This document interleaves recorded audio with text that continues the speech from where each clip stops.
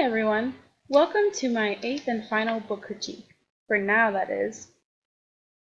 For this week, the main text I chose to focus on is a children's picture book called Caps for Sale by Esfer Slobodinka. This book won the Lewis Carroll Shelf Award, and I will be using it for a 4th grade lesson. The book details the story of a cap salesman who wears all his merchandise on his head. He wears many different caps of many different colors and walks around trying to sell them. When he sits down for a nap below a tree, he wakes up and all his caps are gone, and the monkeys in the tree above him are wearing his caps. He demands them back, and the monkeys mock him until he throws his own cap down in frustration, and so they copy him. He then gathers his caps and continues to sell them. I always loved this story as a child and thought the illustrations were really fun and engaging. For this book, I decided to do a social studies and a language arts lesson. For the social studies lesson, I will introduce to the students the idea of buying and selling products. I will ask the students to think about a product they think that they might want to sell. This could be anywhere from a certain type of clothing to a gadget of some sorts.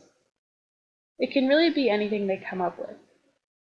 After they have chosen a product, I will ask the students to create some sort of online website that promotes their product. They can add descriptions and images to make the website their own and to make it look appealing so that people would want to buy whatever it is they are promoting. Here's an example of a website I created using Weebly.com, which is a great and easy to use free online resource. As you can see, there are different tabs that describe the product, and even a tab that says the cost of what the product would be with a picture. And there's contact information.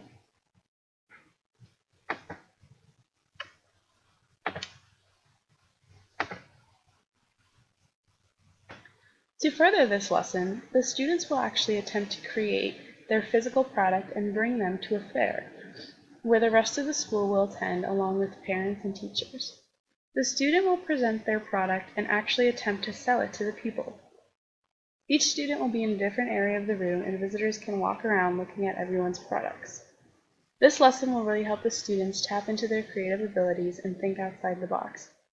It will also show them, through trial and error, what business tactics work well and which ones don't work as well. For the language arts lesson, I will have the students write a creative story of their own that incorporates the products they have created during the social studies lesson. They will write a hypothetical story about themselves and what would happen during their journey to sell their product in real life. They will then read their stories aloud to their peers, and their peers will have the opportunity to provide feedback to the presenter. The other 4 books I chose to focus on for this 8th set of book critiques include I Have a Dream, The Trumpet of the Swan, Maniac Magee, and Joyful Noise. I Have a Dream is a multicultural book by Kadir Nelson that won the Coretta Scott King Award. This would obviously be a really good book to teach all about the impact that Martin Luther King Jr. made in history. He was such a crucial character for his time, and it is very important that students are aware of what he did, especially with his I Have a Dream speech. The Trumpet of the Swan is a fantasy book by E.B. White that was a finalist for the National Book Award for Children's Books.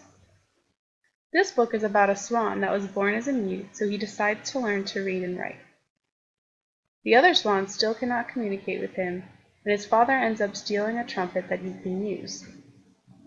This was one of my all-time favorite books as a little girl, and I loved the idea of perseverance and pushing through when things don't necessarily go right. Maniac Magee is a realistic fiction book by Jerry Spinelli, which won the Newbery Medal Award. This is the heart-wrenching story of a boy who loses his parents and moves in with his aunt and uncle. Not liking it there, he runs away from them and is essentially homeless.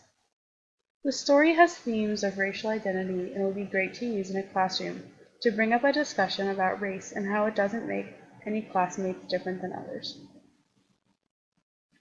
Finally, the last book I chose to focus on was the Newbery Award-winning poetry book called Joyful Noise by John Fleischman. This book is a collection of various poems for children that mostly involve poetry about insects. The book is set up in a unique way in that the poems are meant to be read by two people, either together or alternating. This would be a fantastic tool to use for children to have them pair up together and read the book in unison. This could help students who are struggling by giving them a partner who is a more skilled reader. Thank you for tuning in to my final book critiques. Have a great day.